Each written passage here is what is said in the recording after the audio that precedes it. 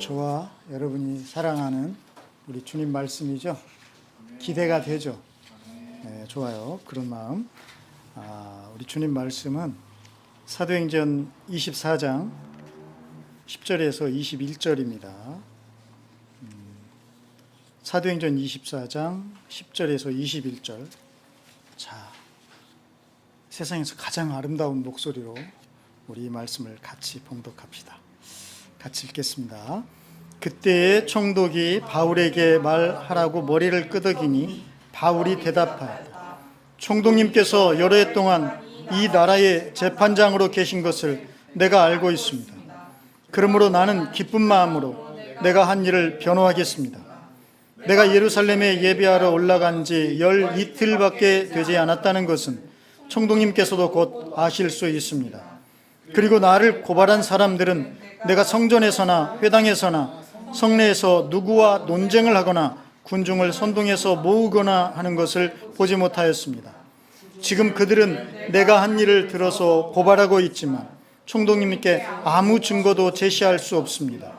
그러나 나는 총독님께 이 사실을 고백합니다. 그것은 내가 그들이 이단이라고 하는 그 도를 따라 우리 조상의 하나님을 섬기고 율법과 예언서에 기록되어 있는 모든 것을 믿는다는 사실입니다. 그리고 나는 하나님께 소망을 두고 있는데 나를 고발하는 이 사람들도 그 소망이 이루어지기를 고대하고 있습니다.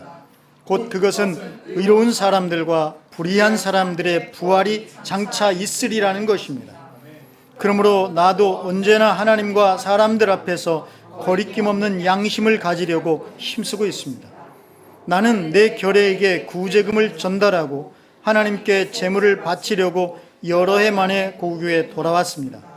그들은 내가 제물을 바치는 절차로 성전에서 정결 예식을 행하는 것을 보았을 뿐이고 내가 작당을 하거나 소동을 일으키는 것을 보지 못하였습니다. 그 자리에는 아시아에서 온 몇몇 유대 사람이 있었는데 내가 한 일을 들어 고발할 것이 있으면 그 사람들이 총독님 앞에 나타나서 고발했어야 마땅할 것입니다. 그렇지 않으면 내가 의회 앞에 끌려가서 섰을 때 이 사람들이 내게서 무슨 잘못을 찾아냈는지 그것을 말하라고 해보십시오. 다만 나는 그들 가운데서 서서 말하기를 오늘 내가 여러분에게 재판을 받고 있는 것은 죽은 사람들의 부활과 관련된 문제 때문입니다 하는 이 한마디 말을 부르짖었을 뿐입니다. 아멘. 네, 어때요? 좀 길죠? 네, 그러나 전혀 길지 않습니다. 왜냐하면 이것은 지금 바울 사도가 법정에서, 그죠? 아주 그냥 자기를 죽이려고 하는 그 시퍼런 눈들이 살아있는 그 법정에서 자기 자신을 스스로 변호하는 그런 말입니다. 그러죠? 그래서 이 말 한마디 한마디에 따라서 아주 중요한 그런 운명이 결정되는 그런 순간이에요. 그러니까 이런 걸 생각하면 여러분들이 감히 뭐가 길다 짧다 이런 생각하는 것 자체가 지금 어때요?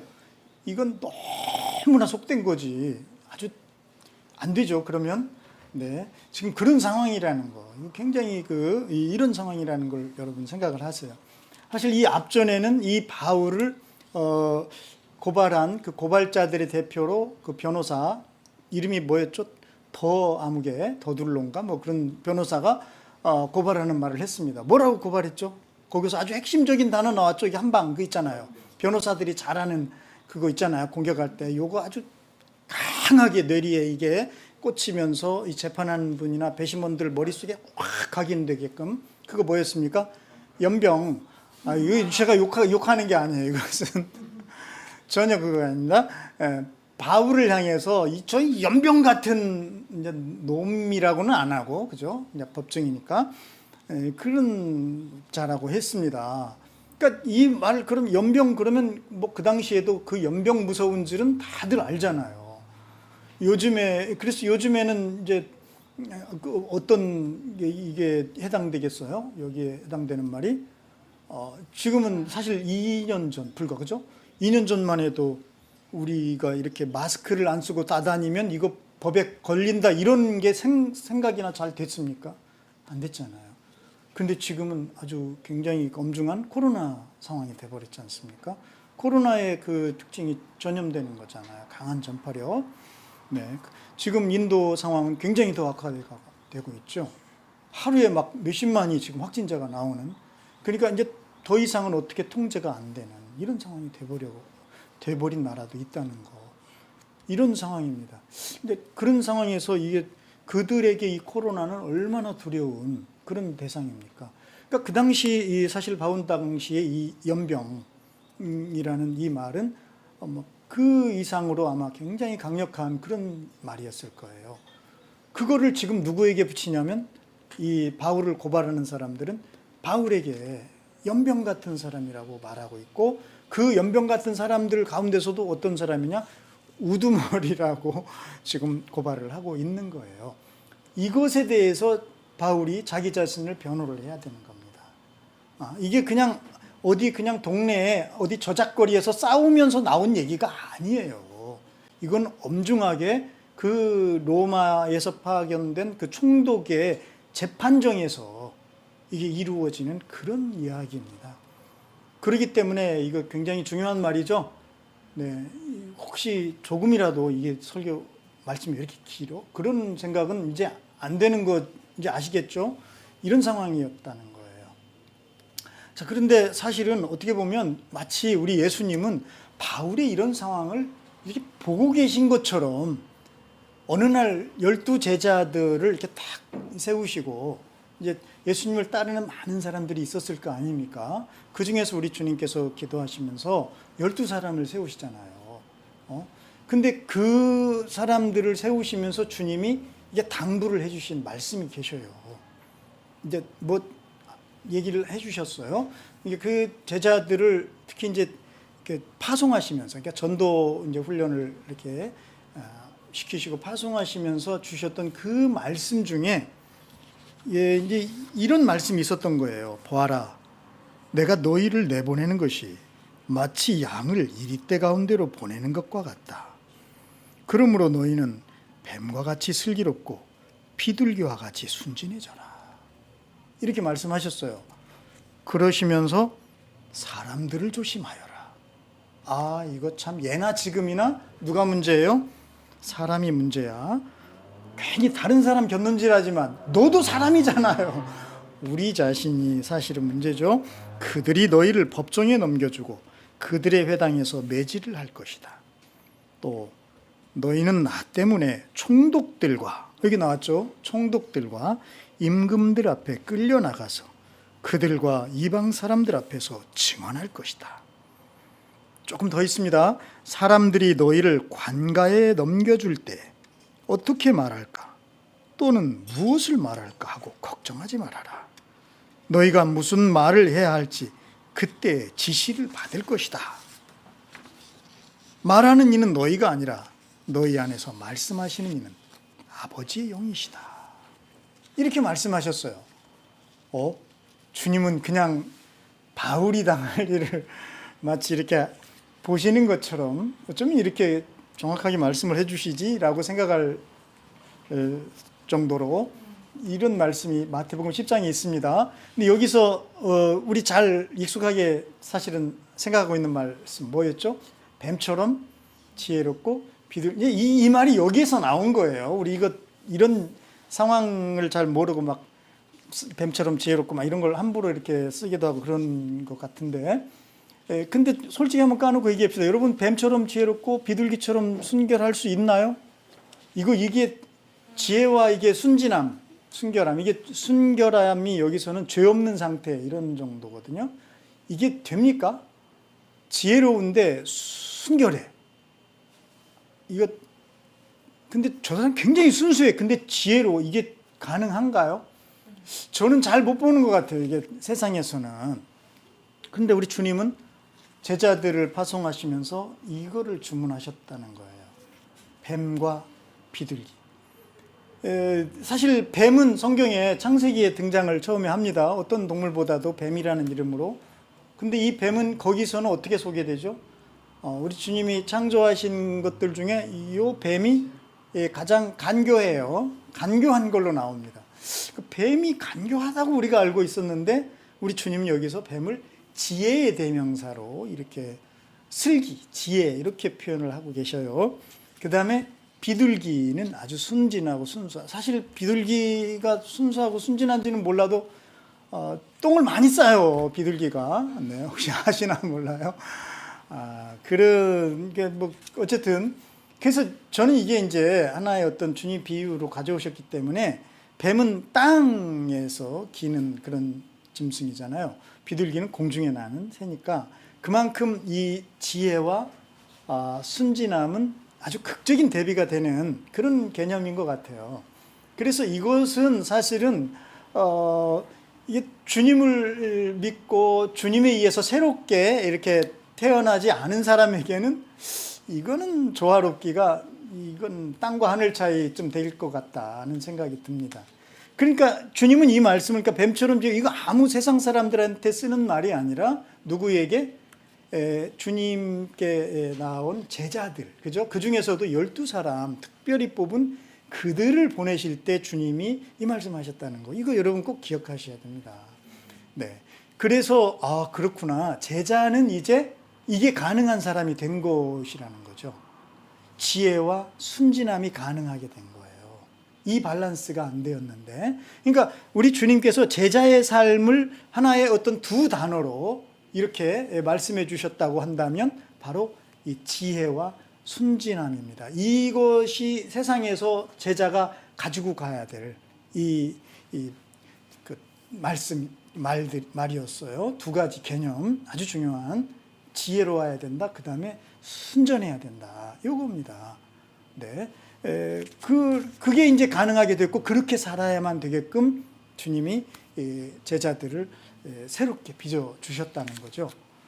그런 상황이에요. 그래서 이제 그렇게 말씀을 하셨고, 그것만 하신 것이 아니라, 이제 바울처럼 우리가 주님을 이렇게 증거하는 삶을 살다 보면은 분명히 박해를 받게 되고 권세자들 앞에 끌려가게 될 것인데, 그때 이제 여기서는 총독이나 뭐 임금들 이렇게 나와 있는데, 그때가 되면 그 위기 상황이잖아요. 세상에서는 내가 뭔가를 잘못해서 법정에 서도 굉장히 두렵고 뭐 그러죠. 잘못했으니까 또 뭐 더 그러겠죠.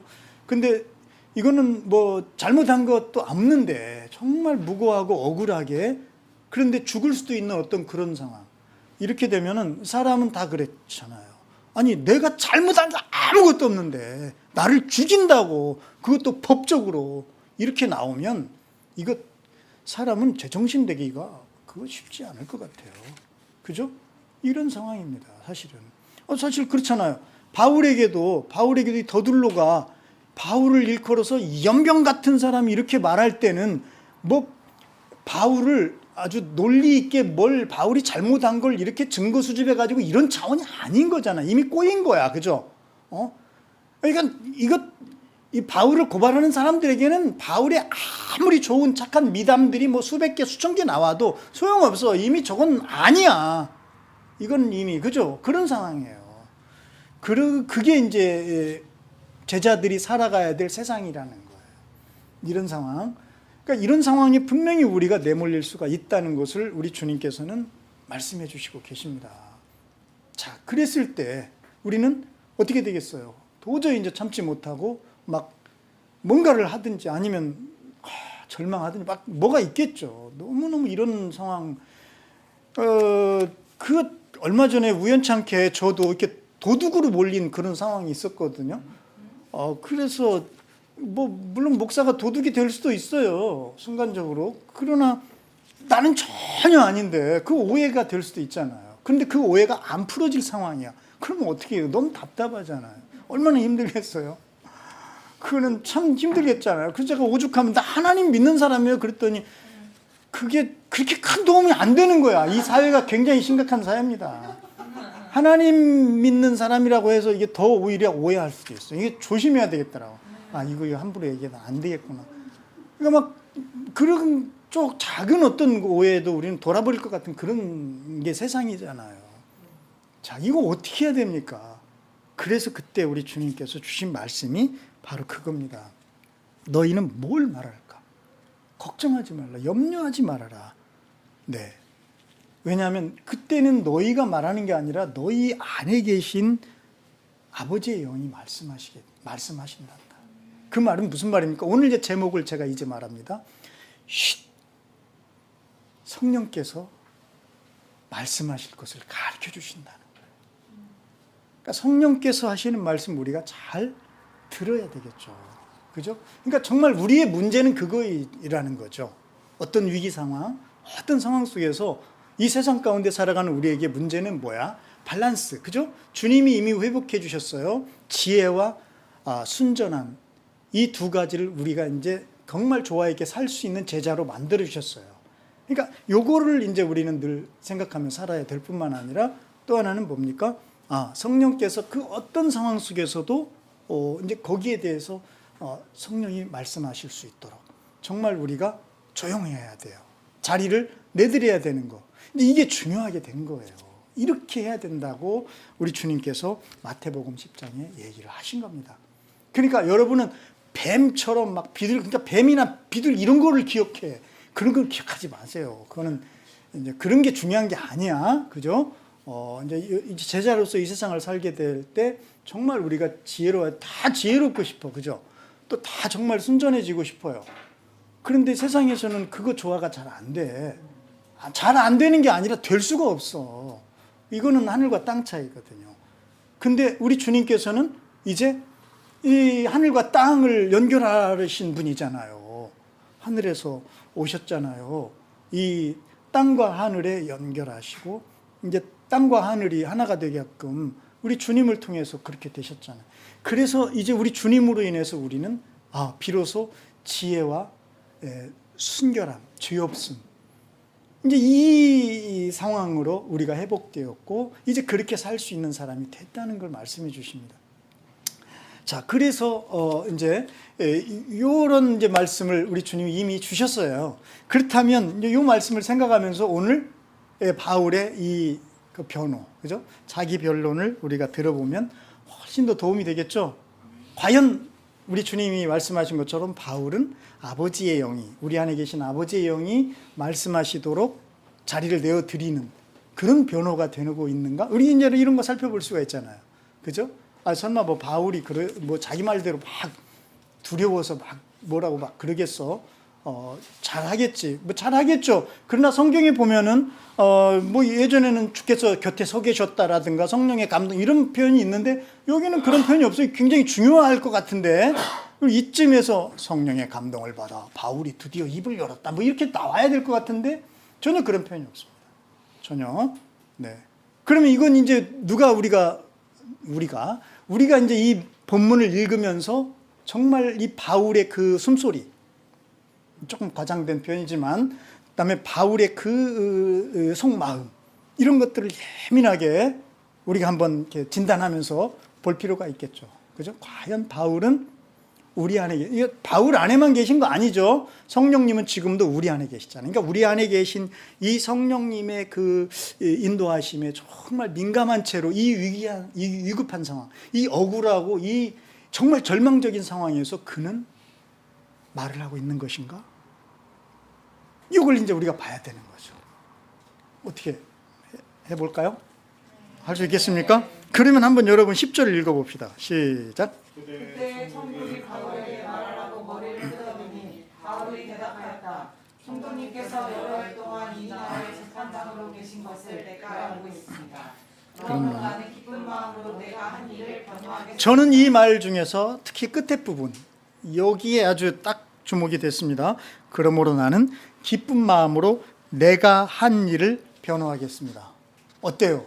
뭔가 좀 적극적인 그런 자세가 보이죠? 막 소극적으로 이 상황을 제발 좀 모면하고 피해갔으면 좋겠다.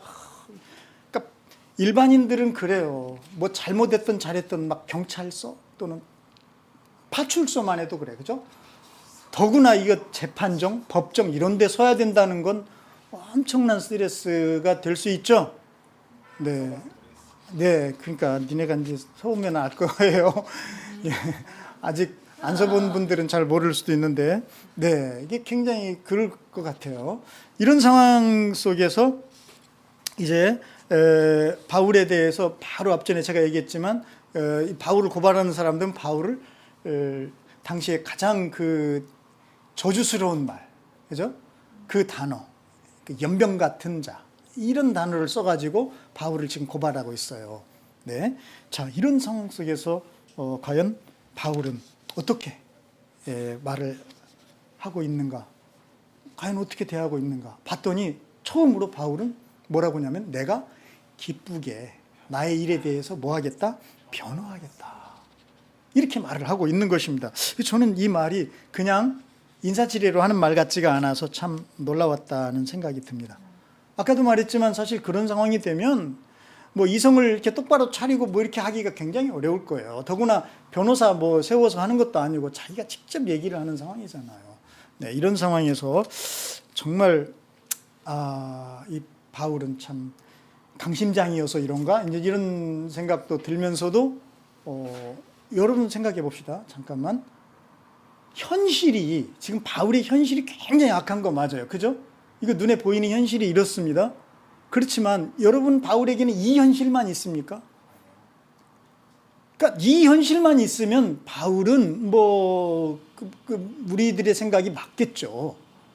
그러나 바울이 지금 이런 현실 속에 빠지게 된 이유는 이거보다도 중요한, 바울에게는 정말 자기의 운명이 바뀌어버리고 운명을 바꾼 그 현실이 있었잖아요. 그래서 바울은 그걸 늘 이야기를 하잖아요. 그거는 뭐였습니까? 네, 빛보다 밝은 빛으로 오신 그 예수님을 바울이 만났다는 그 현실, 그죠? 그 사실, 그로 인해서 이제 그의 인생은 다 바뀐 거잖아요. 그러니까 이 바울의 인생은 다 재정비가 된 거예요. 이제 그동안 세팅했던 모든 게 다 이제 자기 표현으로 하면은 정말 배설물처럼 여겨버리고 정말 새로운 사람으로 자기 자신이 이제 빚어지는 경험을 하고 또 그렇게 이제 거기에 맞춰서 바울이 실제로 살아버렸습니다. 그렇게 살아온 여정이에요. 그런데 그것에 대해서 바울을 지금 고발하는 사람들은 한마디로 뭐라고 한다? 연병같이 살았다는 거예요. 이게 이해가 됩니까? 그러니까 이것 때문에 더 열받을 수도 있지만, 더 열받을. 그러니까 바울은 정말 새롭게 사는 거잖아요. 완전히 주님의 현실을, 이 현실에, 이 세상에 하나님의 나라의 삶으로 그가 살아온 거잖아요. 그렇게 산 겁니다. 그것에 대해서 이제 바울은 이들이 말하는, 이들이 고발을 해서 이 현실도 있지만 바울에게는 이제 이들이 이해하고 알 수 없는 그 새로운 현실이 있었던 거, 이거를 우리가 놓치면 안 될 것 같다는 거예요. 아무리 우리가 저 세상 가운데서 우리가 살아야 되고 그러지만 그 정말 세상 사람들이 이렇게 그려놓고 한 그런 어떤 현실이 분명히 있는 건 사실이지만 이제 그들이 생각하지 못한, 그들이 상상할 수 없는 그 현실을 우리는 경험한 사람들이라는 거, 이것도 현실이라는 거예요. 엄연히 이것도 이게 우리에게는 더 중요한, 그죠? 이게 실체적인 현실이잖아요. 바울은 그 현실을 가지고 있는 사람이에요. 그러니까 우리가 여기서 정신을 정말 차려야 됩니다. 내가 고발당해서 내가 이렇게 그냥 또 재판받아야 돼, 막 이런 거에 우리가 정신을 잃어버리고 이래버리면 진짜 주님과 함께 살아가는 하나님의 나라의 이 현실을 우리는 놓칠 수가 있는 거예요. 이게 굉장히 중요한 나는 포인트라는 생각이 듭니다. 그래서 바울은 정신을 절대로 놓지 않습니다. 정신줄을 놓지 않아요. 바울은 뭐 내가 여기 보면은 이 앞에 이제 더둘로가 고발한 그 내용 우리가 알죠. 근데 거기 이제 지금 말하기는 시간 없으니까 그는 총독에 대해서 엄청나게 아첨을 합니다. 그죠? 아부의 말을 막 해요. 뭐 개혁적이다, 무슨 개혁은 개뿔. 아니 식민의 총독이 무슨 개혁을 합니까? 마치 이거는 옛날 우리 일제 시대 때 그 이완용 같은 그런 사람이 일본 총독에게 막 총독님으로 인해서 이 나라가 막 이런 거나 비슷한 그런 표현이야. 그런 막 표현을 하면서 결국은 지네들 이속을 챙기려고, 그죠? 슬쩍 이렇게 건들잖아요. 이게 소란 일으키고 소동 일으키면 안 되잖아. 식민 그 지배하는데. 그러니까 이런 사람들의 그런 변론이 이제 있었는데 거기에 대해서 그 바울은 정말 그런 그 현실에 구애됨이 없이 이 바울이 뭡니까 예수님을 만난 그 자기 자신의 그 주님과 함께 부활의 주님과 함께 살아가는 그 현실을 살고 있는 사람으로서 내가 기쁘게 그러니까 총독에 대해서 알고 있다 이 정도예요. 당신이 재판장이라는 것에 대해서 내가 알고 있다. 그러니까 전혀 무슨 아첨하거나 뭐 이게 이빨린 얘기가 없습니다. 인사말 잠깐 하고 그다음 바로 바울이 하는 얘기가 이거였어요. 기쁘게 내가 한 일에 대해서 내가 변론을 하겠다. 이겁니다. 그 다음에 이제 두 번째로 이겁니다. 그래서 나는 이 바울이 기쁘게 자기 자신을 변호하겠다는 이 말이 그냥 거칠애나 인사치레 이런 말로 들리지가 않는 겁니다. 왜냐하면 우리도 그 현실을 알고 있기 때문에 정말 주님과 함께 살고 있고 주님과 함께 살아가는 이 현실을 우리는 날마다 경험한다는 걸 알고 있기 때문에. 자, 두 번째로 볼 건 그거예요. 네, 11절부터 이제 13절까지인데 이거는 뭐 다 읽지는 말고 13절만 같이 한번 보겠습니다. 시작. 지금 그들은 내가 한 일을 들어서 고발하고 있지만 총독님께 아무 증거도 제시할 수 없습니다. 네. 자, 저 이 말이 또 확 들어왔어요. 총독님께 아무 증거도 제시할 수 없다고 굉장히 자신 있게 얘기합니다. 왜 이렇게 얘기할 수 있을까요? 이유는 하나죠. 그들이 고발한 그거 내가 안 했잖아요. 한 적이 없잖아요. 그러니까 만약에 그 사람들이 고발에 대한 증거를 제시해, 그럼 그 증거는 뭐예요? 그거는 조작된 증거잖아요. 거짓 증거예요.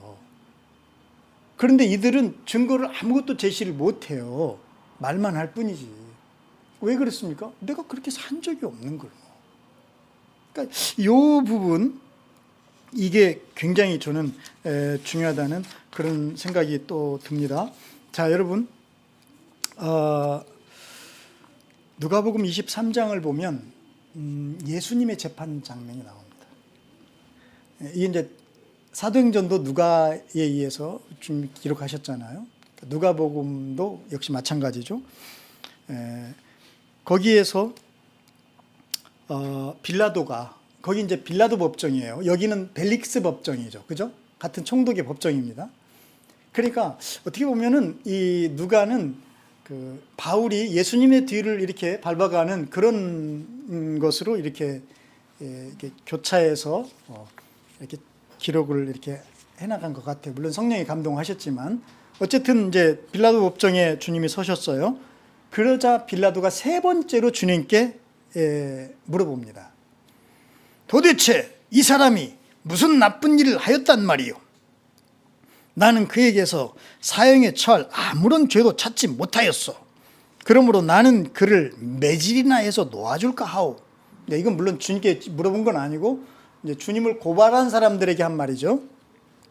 그래서 그러니까 빌라도가 세 번째로 이렇게 말을 했다는 건, 그러니까 여러 차례 주님을 신문해 보고 이렇게 했지만은 죄를 찾을 수가 없다. 이걸 지금 이 기록자인 누가는 이제 우리에게 알아채도록 이렇게 쓰는 거죠. 그죠? 네. 이런 거 막 생략할 수도 있잖아요. 근데 이렇게 이제 지금 아주 누가는 세밀합니다. 네. 그러나 그들은 마구 우기면서, 이제 이 번역을 세 번을 이렇게 재밌게 했어요. 마구 우기면서. 아니, 이게 법정에서 이게 되는 거예요. 이게 참 재밌어요. 예수를 십자가에 못 박으라고 큰 소리로 요구하였다. 그리고 그 다음이 더 기가 막힙니다. 그래서 그들의 소리가 이겼다. 이게 지금 빌라도 법정에서 이루어진 일입니다. 그러니까 마구 우겼는데, 그러니까 빌라도는 분명히 세 차례나 이 사람에게서 아무런 죽을 죄를 찾지 못했다. 이게 총독이, 재판장이 그렇게 얘기를 했어요. 판사가. 그런데 백성들이 십자가에 못 박으래. 우기면서. 그냥 우겼어. 뭐 증거를 제시한 것도 아니야. 우겼어. 그런데 그 소리가 결국은 이겼어. 그럼 어떻게 된 거예요? 뭐 어떻게 된 게 어떻게 해? 주님이 사형당하는 거죠. 네. 그래서 마침내 빌라도는 그들의 요구대로 하기로 결정하였다. 더 가관인 것은 그래서 그는 폭동과 살인 때문에 감옥에 갇힌 자는 그들이 요구하는 대로 놓아주고 예수는 그들의 뜻대로 하게 넘겨주었다. 그러니까 진짜 죄진 사람은 놓아주고 죄가 아무것도 없다고 했던 그 예수님은 십자가에 사형하도록 결정을 하고 이게 지금 어디에서 이루어진 일이에요? 이거 저작거리에서 된 게 아니라니까. 이거는 엄연하게 이게 빌라도 재판정에서 이루어진 일입니다. 2000년 전에 이게 이 사법부가 이랬어요. 그리고 시간이 몇십 년 지나서 또 벨릭스의 재판정에서도 비슷한 일이 지금 벌어지고 있습니다. 2000년이 지난 지금은 어떤가요, 혹시 여러분? 지금 여러분 뭐 우리나라뿐만 아니라 모든 나라들의 어떤 사법부가 정말 제대로 공정하게 과연 정치적인 어떤 이권이나 뭐 어떤 거 없이 공정하게 정말 이렇게 잘 되고 있나요? 글쎄요. 인간이 그렇게 할 수나 있을까요? 아까 제가 얘기했죠. 주님이 뱀처럼 지혜롭고 비둘기처럼, 이거는 누구에게 한 말이라고요? 일반 대중이 아니라 바로 제자들에게, 그것도 주님을 전하러 파송되는 그 제자들에게 해주신 말씀이에요. 그래서 아무데나 가서 지혜롭고 순결해야 돼 하지 마요. 괜히 입만 아파. 그러기 전에 그들을 정말 진짜 빛이 무엇인지, 그 빛 되신 그 주님을 보여주는 것이 더 중요해요. 그죠? 그러니까 그렇게 말할 게 아니라 진짜 지혜와 순결함의 삶을 우리가 살아내는 게 그게 더 중요한 거죠. 네, 그렇습니다. 그렇게 해서 결국은 이 어처구니 없는 이 사법부의 이 재판에 희생양이 된 것처럼 보였어요, 예수님. 그죠? 그래서 결국은 예수님 어떻게 되셨어요? 십자가에 돌아가십니다. 그렇게 끝났나요? 근데 이게 웬일입니까? 분명히 희생양이 되셨다고 생각을 했는데 주님은 그 일을 통해서 완벽하게 주님이 하시고자 하는 일을 어때요? 이루시잖아요. 성취하셨잖아요. 이게 중요합니다. 요 현실. 그러니까 이것이 바로 제자들이 봐야 될 진정한 현실이에요. 진정한 사실입니다. 이것을 볼 수 있는 눈이 여러분에게 활짝 열리시기를 바라고, 제발 주님을 십자가 처형시키고 무고하게 주님을 고발하는 그 현실에 주눅들지 마시라는 거예요. 그래서 주님이 미리 얘기하시잖아요. 너희 안에 아버지의 영이 계시단다. 그래서 뭘 말해야지 막 고민하고 걱정하지 마. 뭘 변호해야 될까 생각하지 마라. 네 안에 계신 그분의 뜻에 따르기만 하면 된다. 정말 성령님과 함께만 하기만 한다면 되는 거야. 그 현실이란다. 우리가 사는 진정한, 이 세상에서 우리가 살아내야 될 진정한 현실은 바로 거기에 있다. 이거를 주님이 말씀하셨고, 바울은 제가 볼 때는 아직까지는 잘 가고 있는 것 같죠? 어때요, 여러분? 네. 바울의 어떤 거친 숨소리 하나 안 들리는 것 같아요. 아주 물 흐르듯이 바울은 잘 얘기하고 있는 것 같은 그런 생각이 들었습니다. 그래서 바울은 자기 자신에 대해서 내가 무슨 일을 하였는가 변호하겠다 이렇게 말했을 뿐만 아니라 방금은 뭐라고 했었죠? 네. 아무런 증거도 그들은 제시할 수 없을 것이다. 왜냐하면 내가 어떤 삶을 살았는가에 대해서 내 안에 계신 그분이 알고 계시다. 그죠? 그러니까 여러분을 비난하고 비판하고 판단하는 사람에 의한 그들이 기준된 삶이 이제 우리는 아니에요. 착각하고 계시면 안 됩니다. 예전에 주님을 몰랐을 때는 그렇게 살았을 수도 있어요. 하지만 이제 우리는 그거 아니에요. 그러니까 바울의 기준은 이제 오직 우리 안에 계신 주님밖에는 없었습니다. 그렇죠? 네. 예. 그래서 근데 그들이 뭐라고 무고를 하든 잘못된 말로 막 이렇게 해도 주눅들 필요가 없는 거예요. 왜? 내가 그렇게 살아오지 않았거든.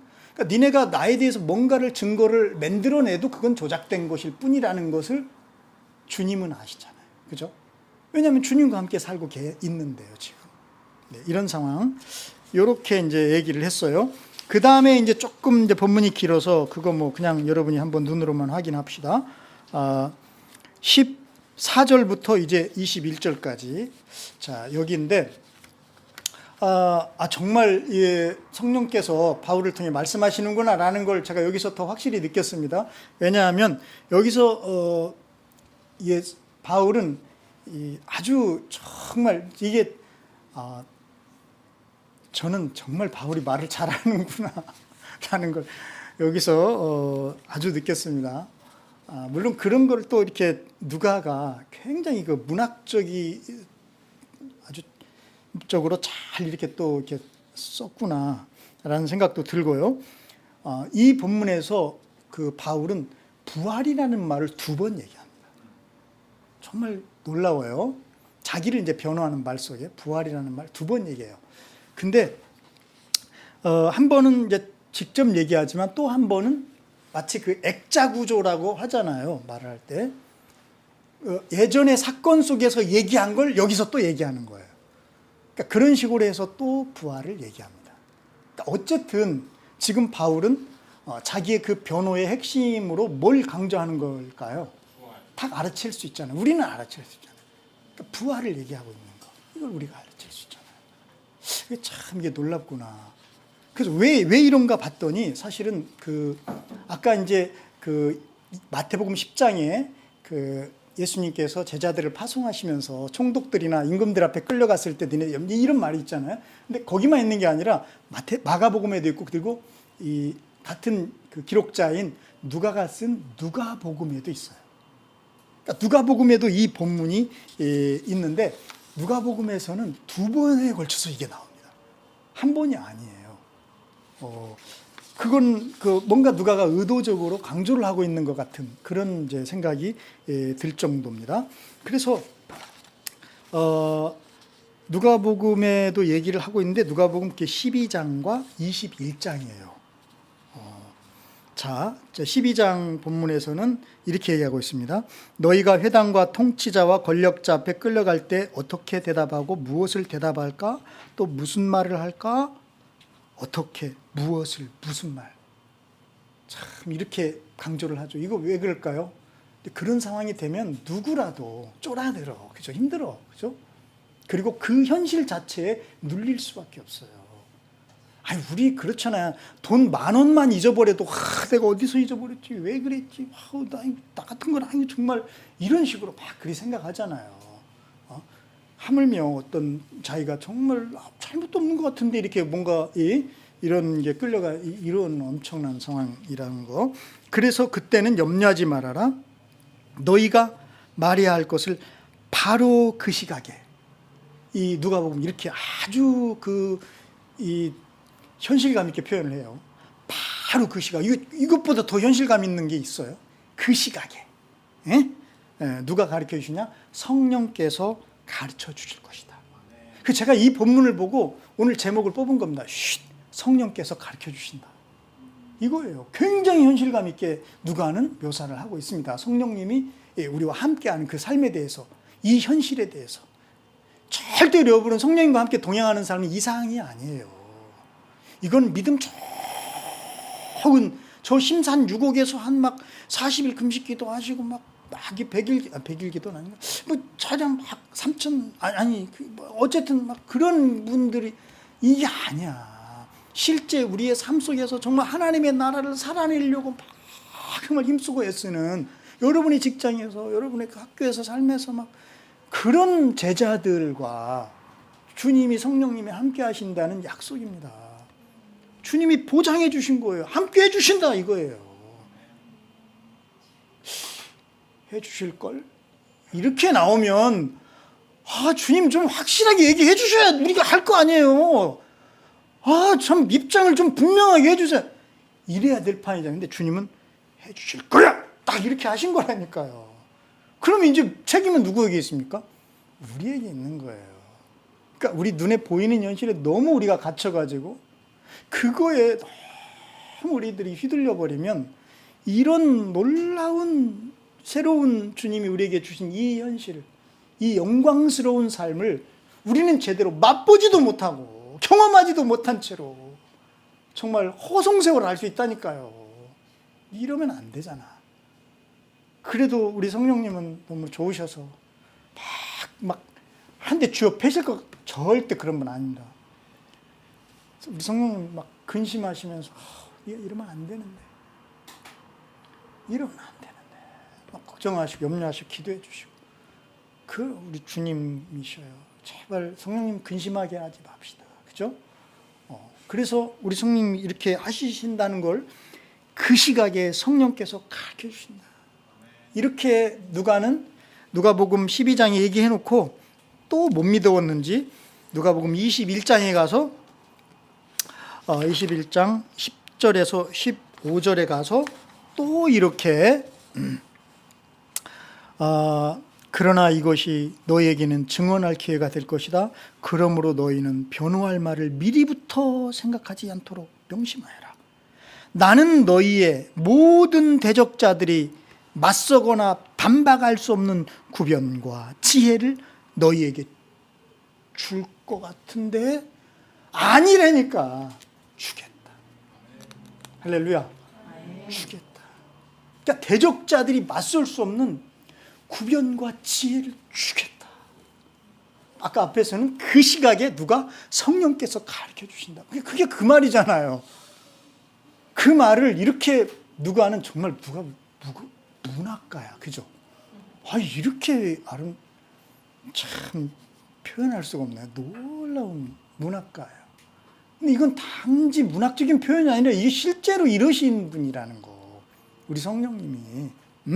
네, 그래서 너희의 모든 대적자들이 맞서거나 반박할 수 없는 구변과 지혜를 너희에게 주겠다. 할렐루야. 네. 자, 지금 바울이 그런 상황인 거를 이제 여러분이 이제 알아채셔야 되는 겁니다. 그래서 바울은 아주 자기를 변호하는 말에서 그 말을 지금 꺼내 들었죠. 뭐였죠? 부활이라는 단어. 부활. 사실 바울이 이렇게 변화된 이 모든 삶을 한 단어로 표현하자면 이거처럼 좋은 단어가 어디 있어요? 부활이라는 단어.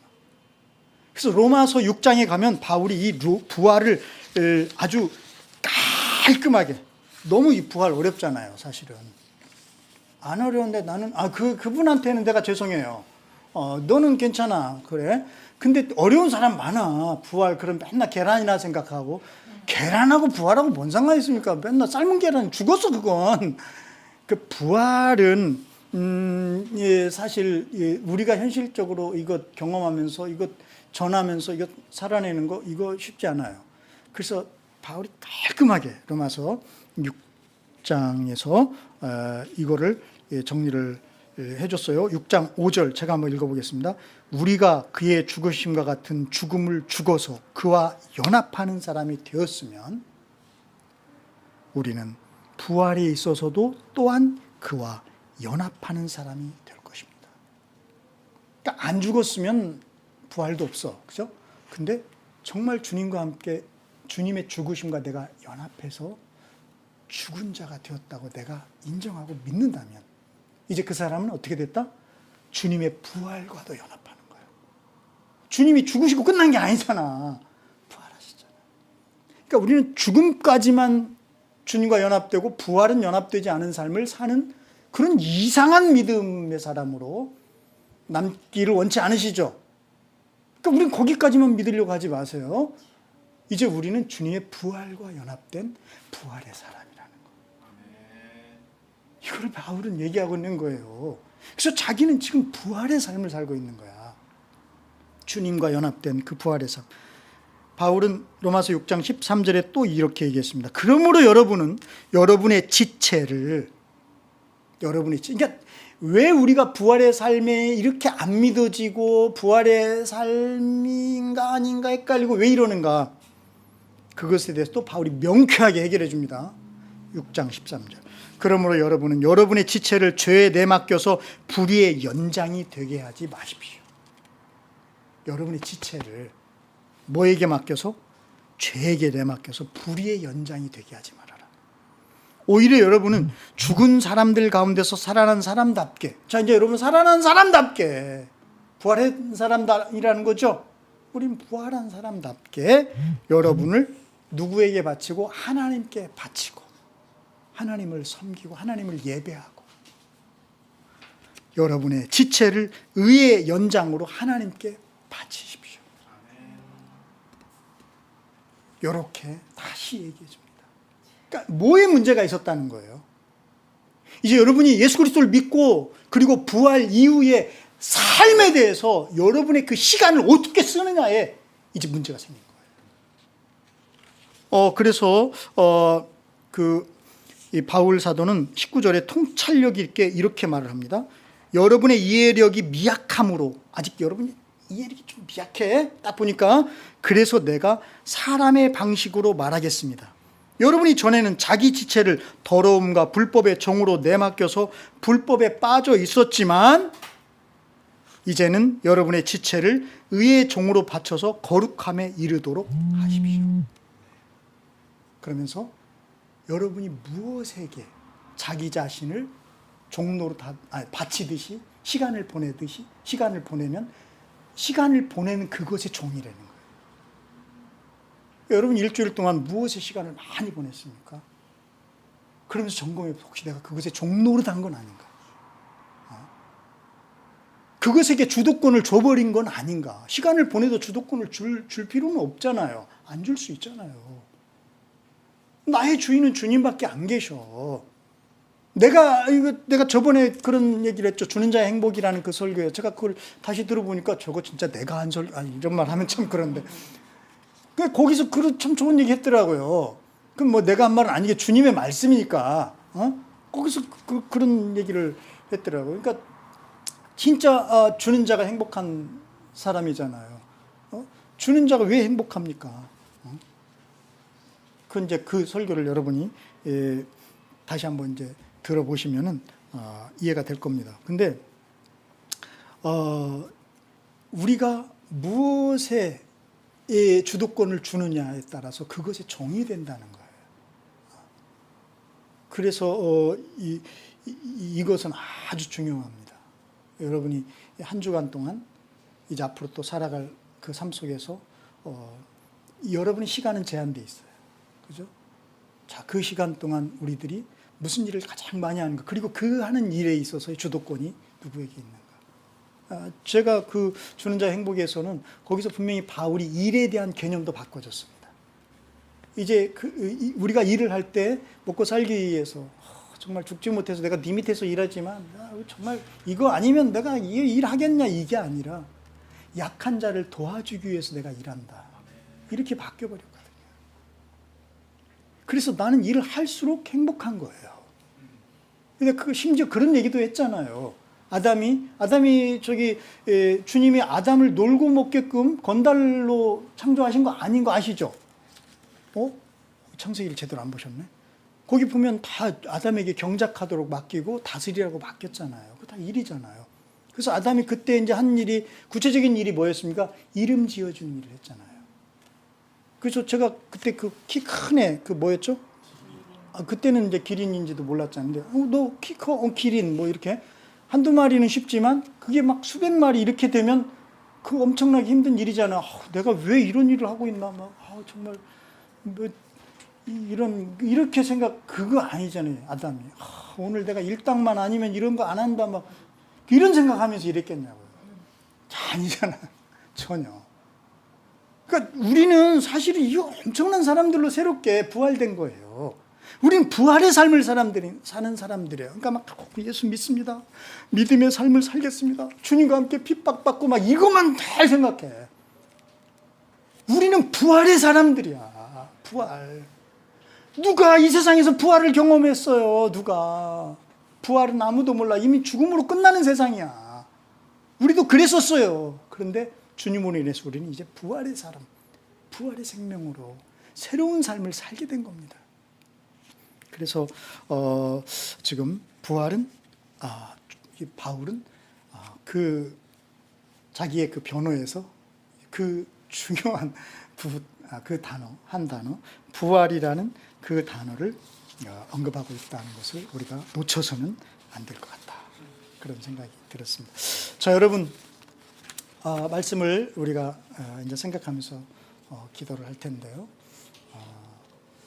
오늘 그 무엇보다도 바울은 자기 자신을 변호를 하고 있는데 그 변호하는 말에 있어서 정말 기쁘게 자기가 한 일을 이야기하겠다라고 말하고 있습니다. 그는 어쩌면 정말 세상 사람들이 상상할 수 없는, 생각도 할 수 없는 새로운 현실을 그는 받아들였고 살아왔고, 그것에 대해서 누가 비난의 말을 하고 그걸로 고발을 해서 이 자리에 섰어도 그것은 주님이 말씀하신 것처럼 주님을 증언할 수 있는 기회가 돼버리게, 기회로 삼아버리게, 그렇게 만들어버리는 새로운 부활의 사람, 부활의 삶을 살고 있었습니다. 그래서 그는 이거를 증거하지 않을 수가 없잖아요. 바로 주님의 부활 이야기. 그래서 그는 그 부활의 이야기로 자기의 변호를 마칩니다. 멋있죠? 이게 당연한 거예요. 우리 다 이렇게 살게끔 돼 있어요. 이것이 정말 우리에게 지금 우리 안에 계신 이 성령과 동행하는 삶의 핵심이에요. 자, 여러분의 이제 일주일 동안 사시면서 정말 성령님의 음성에 민감하게 귀 기울이시면서 성령님이 이끄시고 인도하신 그 영광스러운 삶을 살 뿐만 아니라 어떤 그 비난과 억울함과 막 그런 위기 속에서도 그분과의 그 삶을 다시 이야기할 수 있는 영광의 순간을 우리가 잡으면 되는 거예요. 왜냐하면 그분 과거에만 그렇게 함께 하신 게 아니라 지금도, 그죠? 그래서 그 시각에 성령께서 가르쳐 주시는 거예요. 지금 우리는 부활의 삶을 살아내는 자들로. 그렇게 성령님은 우리를 이끌어 가십니다. 기도하겠습니다. 오 살아계신 하나님 아버지, 오늘 바울의 그 법정에서의 이 자기 변호를 우리가 들어보면서 역시 바울은 강심장이네. 난 도저히 이렇게 할 수 없어. 괜히 이런 그 자격지심에 빠져들지 않게 하여 주시옵소서. 성령께서 그 시각에 함께 하시고 가르쳐 주시겠다고 이미 우리 주님께서 말씀해 주셨었습니다. 바울이 그 사실을 믿었는지는 성경에 나오지 않지만 오늘 우리가 우리 가운데 계신 우리 주님을 믿고 주님이 주신 말씀의 걸음을 떼어놓기를 결정한다면 우리의 믿음은 현실이 될 줄 믿습니다. 놀라운 하나님 나라의 현실을 우리의 걸음 속에서 꽃 피워낼 수 있는 아름다운 주의 제자들 다 되게 하여 주시옵소서. 예수 그리스도의 이름으로 기도합니다. 아멘.